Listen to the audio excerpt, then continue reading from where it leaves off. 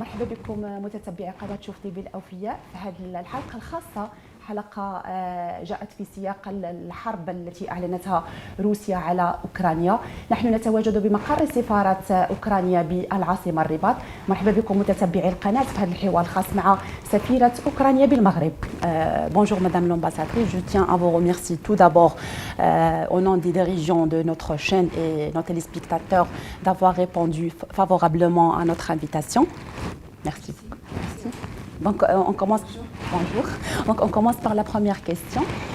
Madame l'ambassadrice, comme vous l'avez suivi, certainement l'Ukraine est victime depuis les premières heures de la matinée de jeudi dernier, d'attaques russes. Des aménagements militaires ont été pris pour cible dans tout le pays.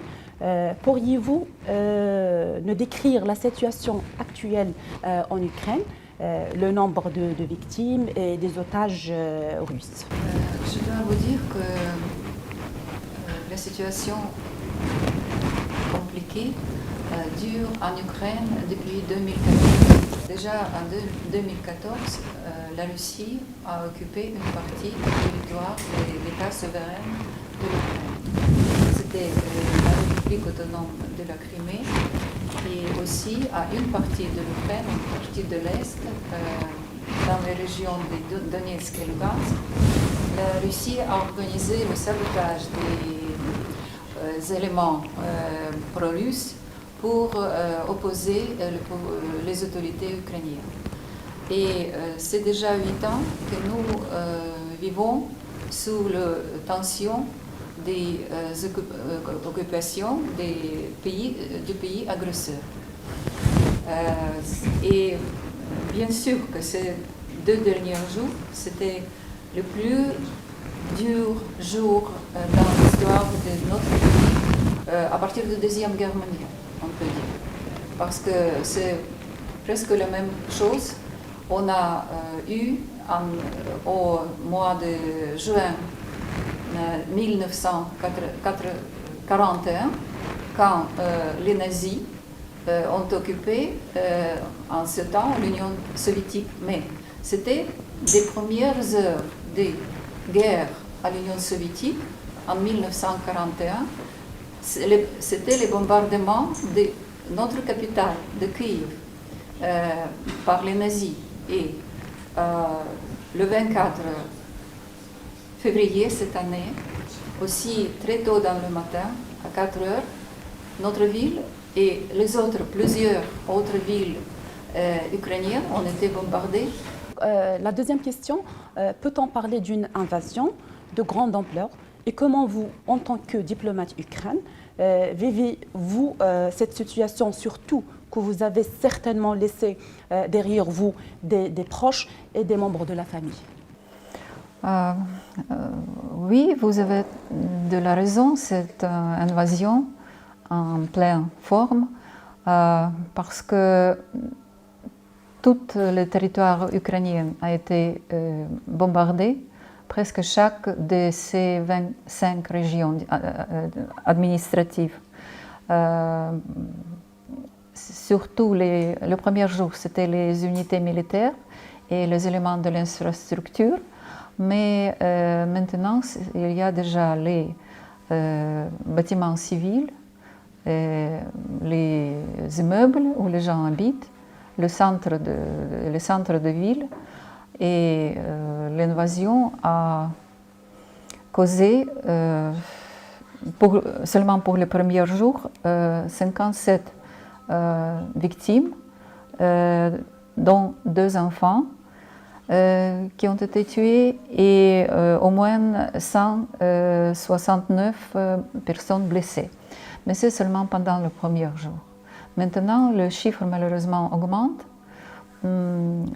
parce que les attaques sont très fortes et la résistance est aussi très forte. Parce que les Ukrainiens, les forces armées ukrainiennes, la garde nationale ukrainienne, ils défendent leur patrie, leur terre, et c'est pourquoi nous sommes très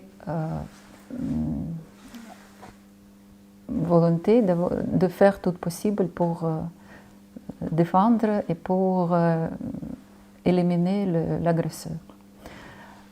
C'est pourquoi je ne sais pas le chiffre des prisonniers ou les victimes, mais ils sont plusieurs, je vous assure. En tant que diplomate, pourriez-vous nous expliquer brièvement les raisons de ce conflit qui dure depuis plus de 8 années, déjà entre Moscou et Kiev? Je voudrais faire une course d'histoire de notre pays depuis peut-être 9e ou 10e siècle pour suivre les liaisons entre les deux pays.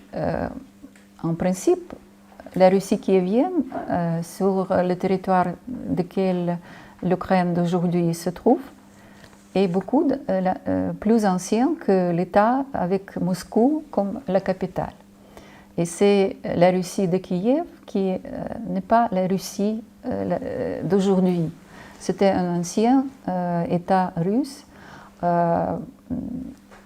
qui, au Xe siècle, avait déjà plusieurs bâtiments modernes, les villes, les églises. Et sur le territoire de Moscou actuel, à cette période-là, ce n'était que les forêts, les marais, parce que Moscou a été fondé par un des princes de Kiev au XVe siècle seulement. Et c'est toujours le mode de politique ou de vie de Moscou. C'est la volonté, le désir de subordonner l'Ukraine, de faire l'Ukraine sa part, de faire l'Ukraine travailler pour la Russie, donner tous ses gisements, de ses ressources naturelles. Et la Russie n'a jamais imaginé son existence sans l'Ukraine. Mais en 1991, l'Union soviétique a été dissolue et l'Ukraine est devenue indépendante. Mais ce n'était pas l'indépendance complètement nouvelle indépendance, c'était l'indépendance renouvelée de l'Ukraine, parce que la statalité ukrainienne est beaucoup plus ancienne que le XXe siècle. Certains scénarios pessimistes évoquent le risque de l'éclatement d'une troisième guerre mondiale, surtout avec le soutien apporté par l'Occident à l'Ukraine. Qu'en pensez-vous? Je pense que la troisième guerre mondiale, comme toutes les autres guerres, peuvent être évitées seulement avec les efforts communs de toute la société mondiale, toute la communauté mondiale. Il faut faire tout possible pour arrêter l'agresseur et pour instaurer le paix en Ukraine. Mais ce n'est pas seulement l'Ukraine. L'Ukraine ne peut pas faire ça toute seule. Nous avons besoin de l'assistance, de l'aide, des coopérations et des soutiens du monde entier. La crise russo-ukrainienne risque d'avoir une forte incidence sur l'économie mondiale. Quelles seraient, à votre avis, les premières retombées de cette crise sur le commerce mondial et sur les échanges commerciaux entre l'Ukraine et le Maroc en particulier, sachant que l'Ukraine fait partie des grands pays exportateurs des céréales et du blé? C'est encore une raison de faire les efforts communs pour arrêter l'agresseur, parce que pour avoir les récoltes des produits agricoles, il faut travailler sur les champs, pas avoir les batailles sur les champs. Il faut planter le blé, les céréales. C'est pourquoi les efforts internationaux doivent être réalisés, mais pour arrêter l'agresseur, c'est aussi très important d'appliquer les sanctions économiques, parce que c'est peut-être un des moyens pacifiques mais très efficaces pour faire résoudre cette crise. Comment évaluez-vous le soutien apporté par l'Occident à l'Ukraine et quel regard portez-vous sur les réactions internationales enregistrées depuis le lancement des premières attaques russes? Nous toujours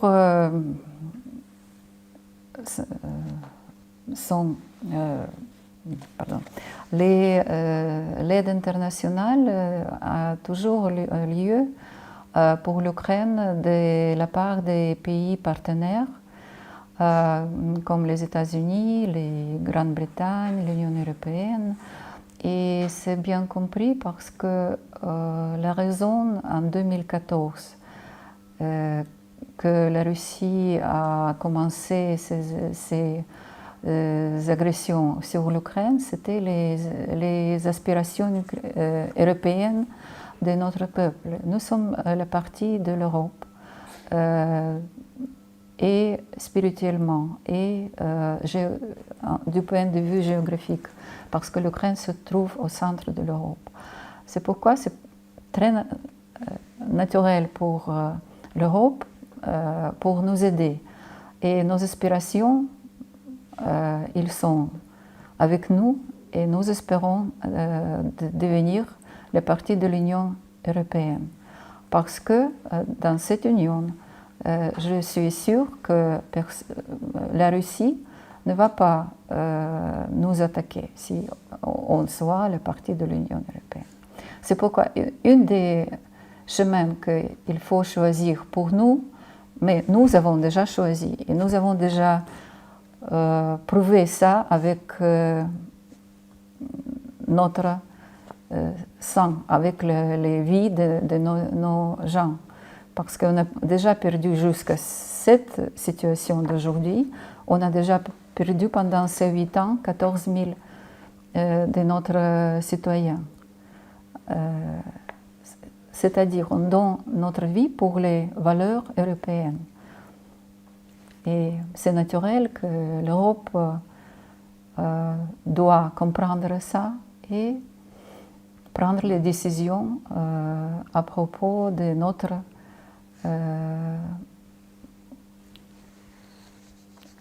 adhésion à l'Union européenne. L'Ukraine compte pas moins de 75 000 étudiants étrangers, dont 8 800 sont des étudiants marocains. Quelles sont les mesures mises en place pour protéger cette communauté? Sinon, avez-vous des statistiques, des chiffres sur les membres des étudiants marocains ayant déjà quitté votre pays? Nous avons plusieurs étudiants étrangers et chaque université, bien sûr, qui est responsable pour ses étudiants, n'importe quelle nationalité. Et dans ces moments très difficiles, les universités aussi, ils partagent toutes les nouvelles, toute l'information nécessaire avec tous les étudiants. Jusqu'à 2 derniers jours, les études continuaient normalement. Maintenant, les études continuent en distance, malgré tous ces bombardements. Et tous les étudiants sont conseillés à rester en contact avec les universités et aussi être attentifs aux annonces des administrations locales qui toujours donnent les instructions qui correspondent à la situation sécuritaire. D'accord. Alors, qu'est-ce qui pourrait, à votre avis, mettre fin à cette guerre et rétablir la paix entre les deux pays? Et quel message adressez-vous aux citoyens ukrainiens installés au Maroc? Je vais commencer de la fin de votre question.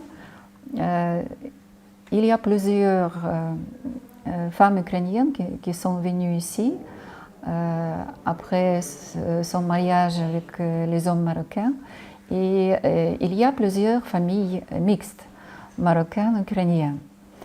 Et je sais beaucoup de femmes ukrainiennes qui sont très heureuses dans ces familles, dans les grandes familles marocaines, avec le peuple marocain qui est très amicable, ils se sentent comme chez elles.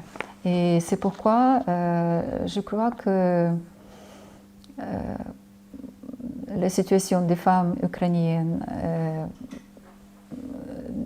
ou les citoyennes ukrainiennes, si on parle en général, et bien, nous n'avons pas les problèmes avec ça. Et je crois que ça, c'est grâce aux traditions riches et très bonnes des familles, grandes familles marocaines, où chacun sent le soutien de tous les membres, des autres membres de la famille. Oui, et la première part de la question, pour résoudre cette crise, il faut réunir tous les efforts de tous les pays pour impliquer les mesures qui sont nécessaires, soit économiques, soit politique au premier rang, diplomatique. Sinon, nous allons résister, je vous assure que nous allons résister jusqu'à la fin. إذا متتبعي قناة شوف تيفي وقفتوا معنا مجمل المحاور اللي تطرقنا لها مع سفيرة أوكرانيا بالمغرب في ظل الوضعية اللي كتعيشها الدولة ديالهم، ومن بعد ما تعلنت الحرب يوم الخميس اللي اعلنتها روسيا على أوكرانيا، واللي بطبيعة الحال خلفت مجموعة من الضحايا. نتمنوا أنه يعني توضع هذه الحرب الأوزار ديالها، لأن الحرب ما عمرها ما كتكون عندها حتى شي فائدة. شكرا لكم متتبعينا.